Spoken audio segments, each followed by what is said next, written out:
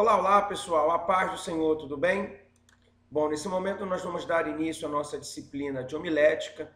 Espero que vocês possam extrair desse nosso encontro todas as informações que venham ser relevantes para o seu chamado, para o seu ministério ou até mesmo para a sua vida pessoal.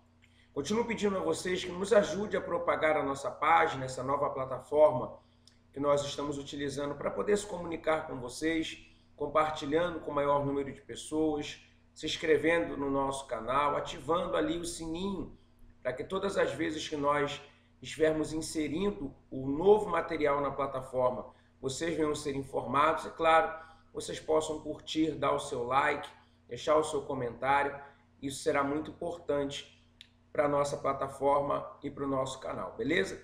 Então vamos dar início aí a essa disciplina, denominada como homilética, uma disciplina muito importante dentro da grade tanto do básico em teologia quanto do bacharel, pois a homilética ela vai tratar sobre a importância de se montar um bom sermão. Montar um sermão que esteja de acordo com a realidade da igreja, com a realidade do público pelo qual você está se disponibilizando a ministrar, de uma forma que essas pessoas consigam não só ouvir o que você tem para falar, mas como também entender o que está sendo dito e aprender aquilo que está sendo passado. Por isso, peço que vocês tomem nota de tudo aquilo que vamos debater durante esses minutos que estaremos juntos e que Deus abençoe o nosso encontro. Amém? Vamos seguir aí. Eu dividi essa aula em alguns slides que julguei eu ser importante nesses temas e os mesmos estão condicionados a tópicos. Então prestem atenção aos mesmos que nós vamos trabalhar aqui. O primeiro slide vai trabalhar sobre a introdução. E nesse processo de introdução, nós temos o primeiro tópico que diz: a pregação é a comunicação da verdade aos homens pelos homens. O que isso quer dizer? Quer dizer que a pregação ela é uma ferramenta humanizada pelo Espírito Santo. Nós precisamos entender que durante o momento da pregação, durante uma mensagem, não existe um robô ali apregoando a palavra. Não é uma máquina que está falando para seres humanos. Não é uma Alexa, por exemplo, que está respondendo às perguntas feitas pelo público. Ali existe um ser humano, seja do sexo masculino ou seja do sexo feminino, está sendo usado por Deus para poder abençoar o seu público. Então, o que é a pregação? A pregação nada mais é do que um ser humano se comunicando com outros seres humanos. E dentro desse processo, nós temos a ação do Espírito Santo de Deus agindo nesses dois grupos, daquele que fala para com aquele que ouve. Aquele que fala é usado por Deus para poder falar aquilo que Deus tem colocado no coração do mesmo. Aquele que escuta, ele é usado pelo Espírito Santo para que o mesmo possa compreender aquilo que o pregador está querendo passar. Então, a pregação nada mais é do que uma ferramenta humana sendo utilizada por uma força que nós denominamos como o Espírito Santo de Deus, beleza? O segundo tópico aqui é que a pregação é o meio principal escolhido por Deus e usado desde os dias da igreja primitiva. E é aqui que eu quero trabalhar um pouco mais assiduamente. Por quê, pessoal? Porque nós vemos um período onde muito se tem reclamado que o pouco tempo que são disponibilizados para os pregadores dentro dos nossos cultos. É muito comum você visualizar em algumas ramificações das igrejas a seguinte fala de reclamação: o momento do louvor é 1 hora, o momento da pregação é 20 minutos. Eu discordo veementemente dessa fala. Por quê? Porque quando você analisa a liturgia de um culto, você consegue visualizar que a palavra ela é pregada desde a abertura até o término do culto, que se dá ali por meio da bênção apostólica. Vamos analisar uma liturgia de culto. Geralmente os cultos eles são divididos da seguinte maneira: nós temos uma palavra devocional, uma palavra de abertura de culto. Então ali nós já temos no mínimo de 10 a 15 minutos de manifestação da palavra de Deus. Um texto é lido, explicado e aplicado para os ouvintes que estão dentro daquela igreja. Logo em seguida, nós temos uma oração de consagração do culto. Nesse momento de oração, você ora a Deus utilizando a palavra de Deus. Logo após a oração, nós temos os louvores.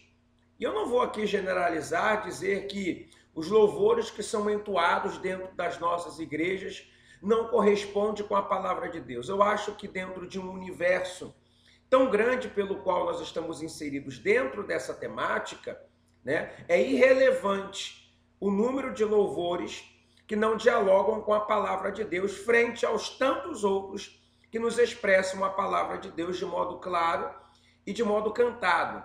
Então você tem ali o momento do louvor que dura de 45 a 1 hora, que manifesta um louvor pautado na palavra. Em seguida, em algumas igrejas, nós temos o momento do ofertório, onde o público é conduzido até o altar para ofertar ao Senhor ou para dizimar ao Senhor.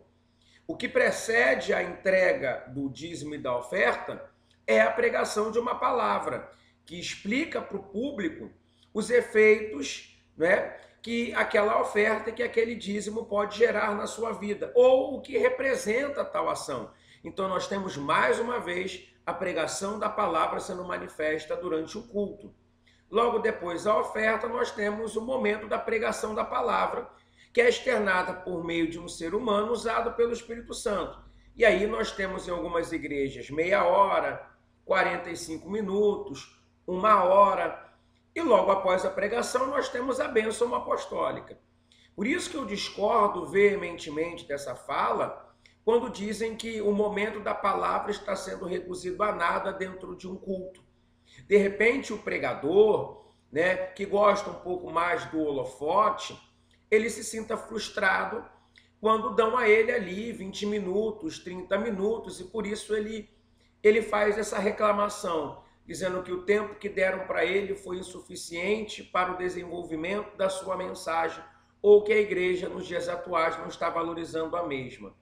Por isso que eu discordo dessa fala, porque nós temos ali 2 horas de culto, onde a palavra de Deus ela foi manifesta do começo ao fim, de diversas formas e de diversas maneiras, beleza? Então a pregação ela é o meio principal escolhido por Deus e usado desde os dias da igreja primitiva. Ela é usada na abertura do culto, ela é usada na oração de consagração do culto, ela é usada no louvor a Deus, ela é usada na palavra de oferta, ela é usada na pregação utilizada pelo pregador e ela é usada no término do culto que se dá por meio da bênção apostólica. Por isso que a pregação é o meio principal escolhido por Deus e usado desde a igreja primitiva. Pegaram aí?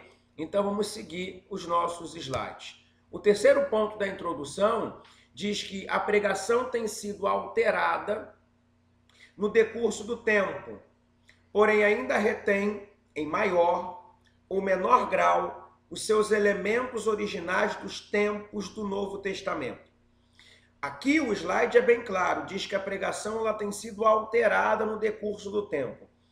E isso é uma necessidade, gente, que essa pregação de fato ela sofra algum tipo de alteração no decorrer do tempo. E isso eu não estou dizendo pelo modo pejorativo da palavra. Por quê? Porque eu não posso pregar da mesma forma que se pregava há 50, 100 anos atrás. Eu não posso subir a um púlpito e manifestar a palavra de Deus da mesma forma que essa palavra era manifesta lá na igreja primitiva. Por que não se pode fazer? Porque os tempos são outros, as pessoas são outras, as gerações são outras, a cultura é outra, a tecnologia é outra, a modernidade é outra. Então, o que não muda é a essência e o poder da palavra, mas o que muda é a forma como ela é passada. Isso muda. A palavra de Deus ela é a mesma ontem, ela é a mesma hoje e ela será a mesma amanhã. A palavra é uma só, a essência ela é uma só, mas a forma como eu passo essa palavra que nunca muda é que vai mudando, se alterando no decorrer do tempo. Se você analisar, por exemplo, alguns prismas da nossa igreja, você vai visualizar que a igreja era uma de 2020 e uma igreja outra, pós-período da pandemia. As pregações mudaram, o meio tecnológico mudou. E é essencial nós não confundirmos modernidade com mundanismo. Mundanismo é você trazer práticas mundanas para dentro da igreja. Modernidade é você proporcionar os meios científicos e tecnológicos para alcançar o maior número de pessoas possíveis. Um grande exemplo disso é essa aula que você está assistindo comigo aqui, dentro de uma plataforma denominada como o YouTube, onde você tem acesso à informação do que é a homilética, e quem proporciona isso? A tecnologia, a modernidade.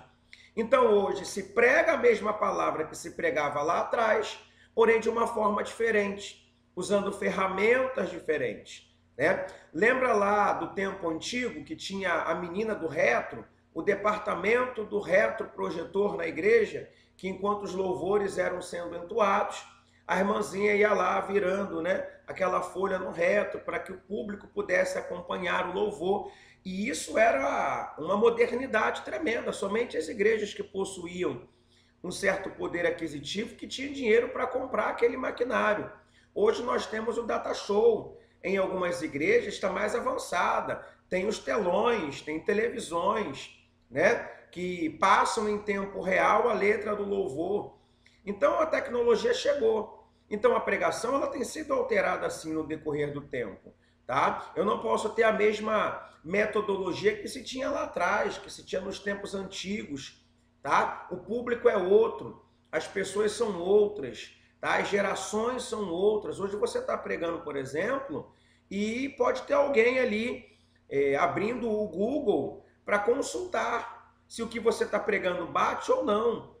Ou abre o próprio YouTube para saber se aquilo que você está pregando não foi copiado de nenhum outro pregador que pregou a mesma mensagem.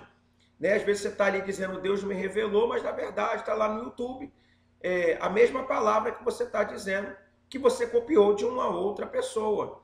Então a pregação ela tem sido alterada assim no decorrer do tempo, tá? Esse método, essa forma de passar, ela vai sendo alterada, ela não é a mesma ontem, ela não vai ser a mesma hoje e com certeza ela não vai ser a mesma amanhã. A essência permanece, mas o modo de se passar é que vai diferindo, né, de um tempo para o outro. Isso é essencial para nós alcançarmos o maior número de pessoas possíveis na arte da pregação e do ensino da palavra de Deus. Perfeito? Vamos lá. Seguindo para a nossa segunda etapa dos slides. Homilética, o que é? Bom, a conceituação tradicional de pregação declara que a pregação contém os elementos de, primeiro ponto, exposição. Segundo ponto, interpretação. E o terceiro ponto, a aplicação. Então, quando nós trabalhamos a ideia da homilética, nós estamos trabalhando a ideia de ela ser dividida em 3 pontos. A exposição da palavra, a interpretação da palavra e a aplicação da palavra. Como é que é a exposição da palavra? Exposição da palavra é você ler o texto. É você, no momento da sua prédica, seja ela num púlpito, seja ela numa praça pública, na fila de um banco, de uma lotérica, dentro de um hospital, na cela de um presídio, para amigos, em uma reunião familiar, em um culto no lar, em uma célula, em um ponto de pregação, você precisa utilizar dessa primeira metodologia, dessa primeira ferramenta, que é você ler o texto, expor o texto para o público. Você vai ali pregar uma palavra que está inserida, sei lá, no Salmo 23, né? E ali diz, o Senhor é o meu pastor, nada me faltará, e tal, e tal, e tal. Nesse momento, é um momento que você precisa ter a calma de expor esse texto, de ler esse texto de uma forma que o público que se encontra ao seu redor, ou inserido no espaço que você está se predispondo a manifestar a palavra, entenda aquilo que você está querendo dizer. Hoje em dia nós vivemos um lema onde o pregador, para dizer que sabe, que possui algum tipo de conhecimento, ele abre ali o texto e lê somente a parte A de um determinado versículo, ou a parte B, de um determinado versículo, e isso é extremamente errado. Por quê, pessoal? Porque se ele vai pregar sobre 6 versículos, para que ele só vai ler a parte A ou parte B de um? Quando você faz isso, você deixa de cumprir essa primeira etapa, que é você ler o texto. E você não sabe, e se não sabe, sabe agora, que o único momento da sua pregação que nós podemos dizer que é 100% de Deus falando é quando você lê o texto sagrado. Então, enquanto você lê ali os seus 3, 4, 5 versículos bíblicos durante a sua mensagem, ali o público vai poder dizer: é 100% de Deus falando, é Deus purinho nessa mensagem. Porque depois, quando você começa a dar a explicação, a aplicar, aí já entra a fonte das suas pesquisas. E essas fontes podem não ser completamente assertivas, como de fato não são, porque cada um tem uma visão, e às vezes você pega a interpretação que mais lhe cabe, ou a que mais lhe é aceitável, ou a que mais se encaixa dentro daquela congregação, ou dentro daquele público que está ali para lhe ouvir. Então, exposição é ler o texto. Então, leia o texto com calma, leia o texto de uma forma que as pessoas consigam entender. Lembrando que dentro do público que você está pregando, existem pessoas de idade, pessoas com déficit de atenção, com déficit de compreensão, pessoas que estão cansadas do seu ambiente de trabalho. Então você precisa expressar, ler esse texto de forma calma, de forma tranquila, de uma forma que essas pessoas consigam entender e compreender perfeitamente aquilo que você está querendo passar. Segundo ponto é a interpretação desse texto lido por você. O que é a interpretação e a explicação do texto? Não é a aplicação do texto, tá bom? É a interpretação do texto. Do que se trata a interpretação do texto? Suponhamos que você leu ali o Salmo 23, né? Agora você vai ter que interpretar o texto, que é explicar o mesmo. Você vai explicar o que é o Salmo 23, quem escreveu, para quem escreveu, o contexto que ele foi escrito, que são as perguntinhas básicas que nós aprendemos na disciplina de hermenêutica, né? Que é você questionar o texto, que são perguntinhas básicas que você faz ao mesmo, que é o porquê, para quê, para quem, para onde. Você precisa efetuar essas perguntas ao texto, para que você possa explicar o texto, explicar o contexto sociocultural, explicar o contexto geográfico, explicar o contexto geográfico, religioso, econômico, pelo qual aquele texto que você está se disponibilizando a pregar foi escrito. Isso é a interpretação ou a explicação do texto. E aí nós entramos na terceira etapa. A terceira etapa é a aplicação do texto. A aplicação é quando você vai trazer a aplicabilidade do mesmo dentro da vida daquelas pessoas, que é quando o pregador ele tem por hábito dizer assim, trazendo para os dias atuais, isso se encaixa dessa e dessa forma. Isso é a aplicação do texto, é você aplicar o texto na vida dos seus ouvintes, tá? Que é aquele momento em que geralmente a pregação dá aquela explosão, né? É onde você se ouve mais o glória, é onde você vê as pessoas emocionadas, é onde você vê as pessoas dizendo que Deus está falando com elas, é a aplicação. É quando você mostra para aquelas pessoas que estão ali ouvir, aonde elas podem observar essa pregação ou aonde elas podem aplicar esse texto nas suas vidas. Lembrando, pessoal, que esse texto que você escolheu ler, que esse texto que você está se predispondo a explicar, que esse texto que você está aplicando sobre a vida das pessoas, ele possui algumas características. Qual é a principal dela? Você está aplicando uma palavra que é inerrante sobre a vida do público. É uma palavra que não possui erros, é uma palavra que não possui falhas, é uma palavra que nunca volta vazia. Então, se você ler bem esse texto, se você explicar bem esse texto e se você aplicar bem esse texto, você vai conseguir visualizar uma mudança, uma transformação, não só na vida dos seus ouvintes, mas por vezes até mesmo na sua vida. Lembrando também que essa palavra que você escolheu ler, que você se predispôs a explicar e aplicar, ela é uma palavra lógica, né? Ela não é uma palavra que pode abrir-se espaço para loucuras. Cuidado ao ler um texto, cuidado ao forçar o texto, porque você pode forçar tanto o texto que você tem a capacidade de extrair dele algo que ele não está falando, algo que não se enquadra dentro da vida das pessoas que estão ali a ouvir.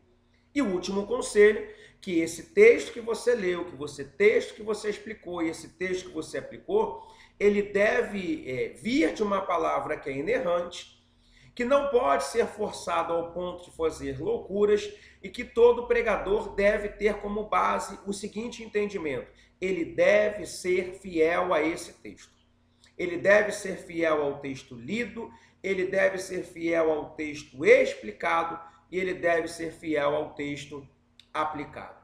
Tá bom? Então, dentro desses contextos que nós trabalhamos aqui nessa primeira aula, espero que vocês tenham obtido algumas informações que sirvam para você aplicar dentro dos seus estudos, do seu chamado, da sua pregação.